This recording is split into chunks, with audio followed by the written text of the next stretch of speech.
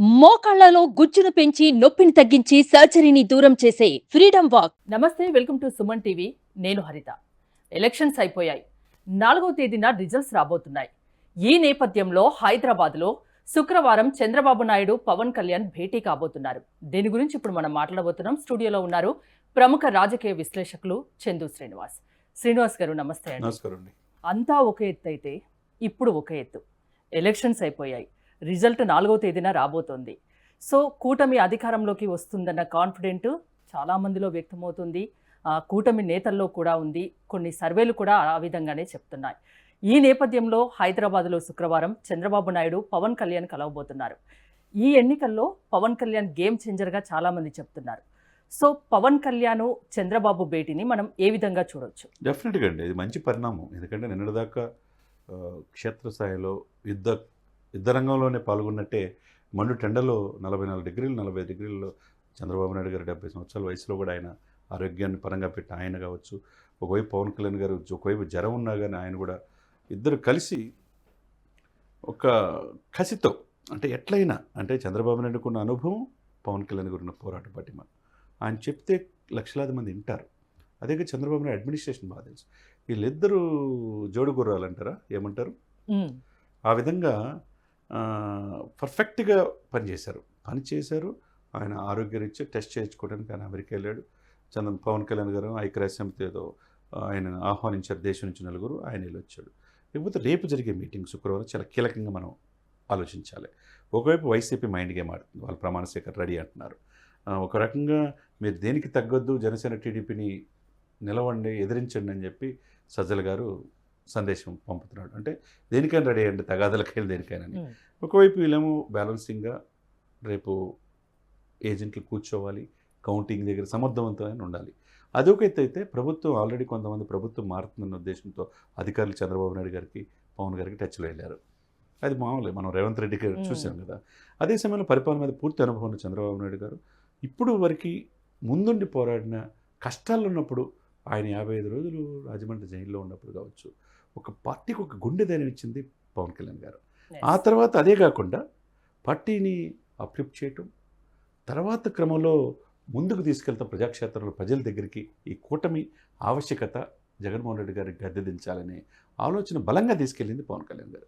ఇప్పుడు ఒక ఎత్తు అయితే పవన్ కళ్యాణ్ గారు, what is the role of Pavan Kalyan ఇప్పుడు కొత్త కూటమిలో? చంద్రబాబు నాయుడు తిరిగి సీఎం అవుతాడు. ఆ సీఎం అనేది 5 సంవత్సరాలు చంద్రబాబు ఉంటాడా, 2 సంవత్సరాలైనా, లేకపోతే 1 సంవత్సరాలైనా పవన్ కళ్యాణ్ గారికి ఇస్తారా? ఇవ్వాలని అభిమానులు కోరుకుంటున్నారు, మేధావులు కోరుకుంటున్నారు. ఎందుకు కష్టపడి ముందుకు వచ్చాడు కాబట్టి, అన్కండిషనల్గా సపోర్ట్ చేశాడు కాబట్టి. 2014లో మీరు సీఎం అవడానికి సపోర్ట్ చేశాడు కాబట్టి, 2019లో విడిగా పోటీ చేశారు, 2024లో ఇప్పుడు మళ్ళీ మీరు సీఎం అవడానికి పవన్ కళ్యాణ్ సహకరిస్తాడు. చూడండి, ఒక వ్యక్తి 3 సార్లు మీకు సహకరించినప్పుడు ఈయన రోల్ ఏంటి? రేపు హోమ్ మినిస్టర్ అని కొంతమంది అంటున్నారు, కొంతమంది ల్యాండ్ సీలింగ్ యాక్ట్ ప్రభుత్వ వ్యతిరేకత చాలా వచ్చింది కాబట్టి దాని మీద రెవెన్యూ శాఖ అయితే వెరీ పవర్ఫుల్ ఉంటుంది, ఐఏఎస్లంతా అడ్మినిస్ట్రేషన్ ఉంటుంది. రేపు నేను భరోసా మీకు అనేది పవన్ కళ్యాణ్ గారు చెప్తే వింటారనే భావన ఉంటుంది. చంద్రబాబు నాయుడు గారు ఆ దిశగా వెళ్తాడు అనేది అంటున్నారు. అంటే ఉప ముఖ్యమంత్రితో పాటుగా ఒకే ఒక వ్యక్తి ఉప ముఖ్యమంత్రి ఉంటారు. ఇప్పుడు అంతకుముందు తానేటి హోమ్ మినిస్టర్ ఇచ్చారు కాబట్టి ఈసారి దళితులకు ఇచ్చే పాయింట్ ఆఫ్ వ్యూలో వనితకి ఇవ్వచ్చు అని చెప్పేసి అంటున్నారు అనితకి. అదే సమయంలో ఇక్కడ ఏంటంటే పవన్ కళ్యాణ్ గారి రోలు చాలా కీలకం. ఇక్కడ చంద్రబాబుతో గారు కలిసి పరిపాలన చక్కబెట్టాలి.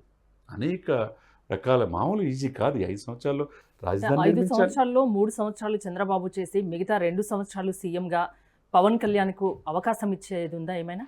అంటే ఇస్తే బాగుంటుంది అనేది మన అభిప్రాయం. చాలామంది అభిమానులు కోరుకుంటారు.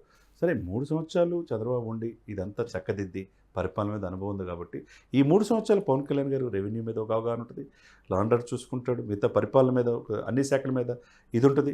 డిప్యూటీ సీఎంగా ఆయన ఎమ్మటే ఉంటాడు కాబట్టి రేపు ఏదైనా కానీ సెంట్రల్లో ఈ రాజధాని విషయంలో పోరాడాలన్నా, స్పెషల్ స్టేటస్ తేవాలన్నా, పోలవరం పూర్తి చేయాలన్నా, నిధులు సెంటర్ నుంచి తేవాలన్నా, ఎప్పుడు కావాలంటే అప్పుడు అపాయింట్మెంట్ ఎవరికి వస్తుంది? ఈ కూటమి కలయిక కారణం పవన్ కళ్యాణ్. పవన్ కళ్యాణ్ మంచి పాత్ర ఉండాలి. వాట్ ఈస్ ద రోల్ అది డిప్యూటీ సీఎం? ఎక్కడైతే బట్టి విక్రమార్క, రేవంత్ రెడ్డి పక్కన ఎట్లుంటున్నాడో అటువంటి కీలకమైన శాఖ అప్పచెప్పచ్చు. అది హోంశాఖ, లా అండ్ ఆర్డర్ అనేయచ్చు, లేకపోతే రెవెన్యూ అనేయచ్చు. ఏదైనా కానీ సమర్థవంతమైన శాఖ ఈయన ద్వారా ఒకటి చంద్రబాబు నాయుడు, పవన్ కళ్యాణ్ ఒక్కటి అనే భావన ప్రజల్లోకి వెళ్ళాలి. అంటే రేపు జరిగే డిస్కషన్ అంతా ఈ మంత్రివర్గ కూర్పుపై ఉండే అవకాశం ఉందని మీరు అనుకుంటున్నారా? డెఫినెట్గా ఉంటుంది. ఎందుకంటే కాన్ఫిడెంట్ లెవెల్ వాళ్ళకి ఎలా అయితే ఉందో కూటమికి కూడా ఉంది. ఏదైతే 3% పెరిగిన ఓటు మాదే అనేది ప్రభుత్వ వ్యతిరేకత అనేది స్పష్టంగా కనపడుతుంది. ఆ 3% పెరిగిన ఓటే రేపు జగన్మోహన్ రెడ్డి గారు గద్దె దిగడానికి అవకాశం ఉన్నది. అదే సమయంలో ఈయనకొచ్చే 15 కావచ్చు, 17 కావచ్చు, ఎన్ని సీట్లైనా జనసేన కీలకం ప్రభుత్వంలో. అదేవిధంగా బీజేపీ 3 సీట్లు వస్తాయి. మరి 3 కలిసి 100 దాటిని అనుకోండి, 100, 106 మధ్య అధికారంలో వచ్చారంటే ప్రతి ఒక్కరికి కీలకమే కదా. కాబట్టి మంత్రివర్గ కూర్పు విషయంలో కావచ్చు, పరిపాలన ఇప్పుడు అస్తవ్యస్తంగా 5 సంవత్సరాలు పరిపాలన అయిందనుకోండి, ఈ 5 సంవత్సరాలు చక్కబెట్టాల్సిన బాధ్యత ఉంది కదా. అమరావతి పూర్తి చేద్దామని చెప్పి పవన్ కళ్యాణ్ ఆలోచన, ఇటు మోడీ గారు ఆలోచన, చంద్రబాబు ఆలోచన. అమరావతిని ఏ విధంగా చేయాలి? 32 గ్రామాల నుంచి 26 గ్రామాల నుంచి 32,000 ఎకరాలు ఇచ్చిన రైతుల పరిస్థితి ఏంటి? ఇప్పుడు అభివృద్ధి నొచ్చుకు పిచ్చి చెట్లు అన్నీ ఉండిపోయినాయి, ఒక హైకోర్టు తప్పితే. అమరావతి దీన్ని ఏ విధంగా చేయాలి? పరిశ్రమలు ఎలా తీసుకురావాలి? అంత ఈజీ కాదు. 2.5 లక్షల కోట్ల నుంచి 10 లక్షల కోట్ల అప్పులో ఉన్నది.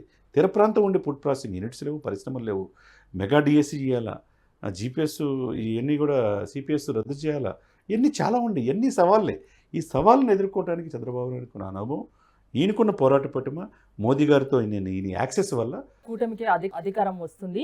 అధికారం వచ్చిన తర్వాత ఏపీలో ఎలాంటి నిర్ణయాలు తీసుకోవాలి, మంత్రివర్గ కూర్పు ఎలా ఉండాలి, ఆ డిస్కషన్స్ కోసమే ఇద్దరి కలయిక అని మీరు అనుకుంటారు? తప్పకుండా హైదరాబాద్లో జరిగే ఇదే అదే. ఎందుకంటే ఇప్పుడు దాకా కష్టపడ్డారు, కష్టపడిన వాళ్ళకి చాలామందికి పార్టీలో అవకాశం కల్పించాలి. అదేవిధంగా ప్రభుత్వం ఏది ముందు చేయాలి. ఇప్పుడు రెవెన్యూ భూమి హక్కు కోల్పోయే అవకాశం ఉందన్న ఉద్దేశంతో ఎవరికోళ్ళు ఎప్పుడు ఓటైన వాళ్ళు వచ్చి ఆంధ్రప్రదేశ్లో ఓటేశారు. ఆ వేసిన 46 లక్షలే చాలా కీలకం. పోయినసారి 35 లక్షల మార్జిన్తో అధికారంలో వచ్చాడు ఆయన 2019లో. ఇప్పుడు ఈయన కూడా కలిశాడు, జనసేన కలిసి. దీంతోపాటు ప్రభుత్వ వ్యతిరేకత కలిసి వచ్చింది.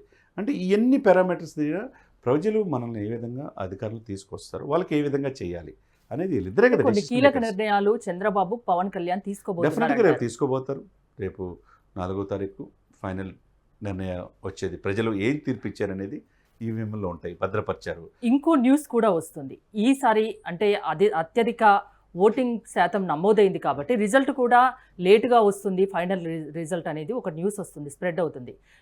నైట్ 8 కావచ్చు, 9 కావచ్చు అని. దాని గురించి ఏం చెప్తారు? డెఫినెట్గా లేట్ అయితే అవ్వచ్చు, కానీ ఫస్ట్ మార్నింగ్ 8 నుంచి 10:30 లోపు మనకి ఏంటి పరిస్థితి, ఎవరు రావచ్చు అనేది మనకు తెలిసిపోయింది. క్లారిటీ వస్తుంది డెఫినెట్గా. 81.6%, 66% ఓటింగ్ ఉంది. 79 కాడి నుంచి పెరిగింది. ఈ పెరిగిన ఓటు శాతం అందిపుచ్చుకుందా లేదా అనేది ప్రభుత్వానికి వ్యతిరేకంగా పడినప్పుడు కూటమి అందిపుచ్చుకునే అవకాశం ఉంది. కాబట్టి మీరు ప్రతిదీ కూడా లేట్ అయినా కావచ్చు, ఏదైనా కానీ 10-11 లోపు ఎవరు వస్తున్నారు అధికారంలో అనేది స్పష్టంగా క్లారిటీ అయితే వస్తుంది. 11 గంటలకల్లా ఒక క్లారిటీ వస్తుంది. ఓకే, పవన్ కళ్యాణ్, చంద్రబాబు భేటీలో కొన్ని కీలక నిర్ణయాలు వాళ్ళిద్దరూ కలిసి తీసుకోబోతున్నారని చెప్తున్నారు. థ్యాంక్ యూ శ్రీనివాస్ గారు.